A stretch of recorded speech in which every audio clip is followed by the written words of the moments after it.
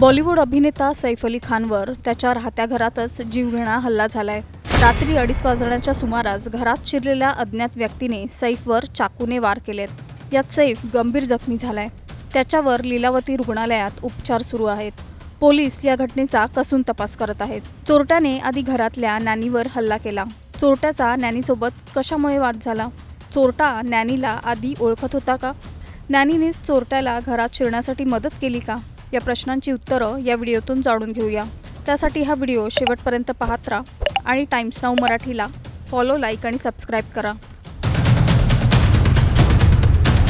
सैफ अली खानवर 16 डिसेंबरच्या रात्री 2:30 वाजता जीवघेणा हल्ला झाला।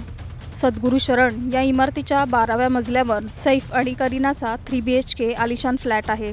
याच फ्लॅटमध्ये घुसलेल्या चोरट्याने सैफवर चाकू हल्ला केला। या हल्ल्यात सैफ गंभीर जखमी झालाय। चोरट्याने सैफवर 6 वार केले।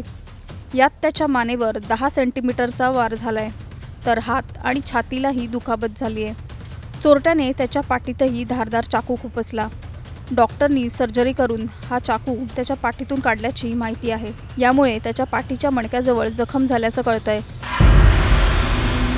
सैफवरच्या या प्राणघातक हल्ल्यासंदर्भात मुंबई पोलिसांच्या 7 टीम ही हाय प्रोफाईल केस हँडल करत आहेत, तर क्राईम ब्रांचचे दया नायक हे सुद्धा या घटनेच्या तपासात सहभागी झालेत। या सर्व प्रकरणात पोलिसांनी सैफच्या घरात काम करणाऱ्या सर्व कर्मचाऱ्यांचे जबाब नोंदवलेत। चोरट्याने आधी नॅनीवर हल्ला करण्याचा प्रयत्न केला। सैफ मध्ये पडल्यामुळे चोरट्याने सैफवर चाकू हल्ला केल्याचं कळतंय। पोलिसांनी या संदर्भात घरात काम करणाऱ्या नॅनीवर संशय व्यक्त केलाय। ज्याने सैफवर हल्ला केला तो चोरटा आधीपासूनच घरात शिरल्याची माहिती पोलीस सूत्रांनी दिली आहे। नॅनीने चोरट्याला घरात एंट्री दिल्याचा संशय पोलिसांना असल्याची माहिती आहे। चोरट्याचा रात्रीच्या वेळी घरातल्या नॅनीसोबत वाद झाला। त्यानंतर तिने आरडाओरडा केल्यामुळे सैफ झोपेतून जागा झाला आणि तो बाहेर आला। या दरम्यान चोरट्याने नॅनीवर हल्ला करण्याचा प्रयत्न केला। यावेळी तिने चोरट्याचा वार हातावर झेलला, त्यामुळे नॅनीच्या हातालाही दुखापत झाली।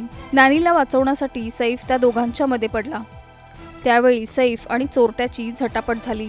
या झटापटीतून चोरट्याने सैफवर चाकूने सपासप वार केले।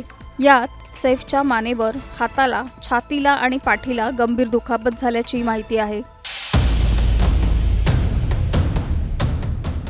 सैफ ज्या सद्गुरू शरण इमारतीत राहतो त्या इमारतीत पॉलिशिंगचं काम सुरू आहे। ते काम करणाऱ्यांपैकी कुणी हल्लेखोर आहे का, याचा पोलीस शोध घेत आहेत। तर सैफच्या घरात काम करणाऱ्या 3 कर्मचाऱ्यांना पोलिसांनी ताब्यात घेतलं असून त्यांचे फोनही जप्त करण्यात आलेत। चोरट्याने आधी नॅनीवर हल्ला केला, त्यामुळे ती सुद्धा या घटनेत जखमी झाली आहे। त्यामुळे तिच्यावर रुग्णालयात उपचार सुरू आहेत।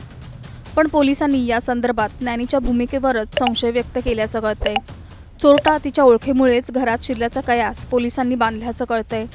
दरम्यान पोलिसांनी नॅनीवर उपस्थित केलेल्या संशयाबाबत तुम्हाला काय वाटतं हे आम्हाला कमेंट करून सांगा।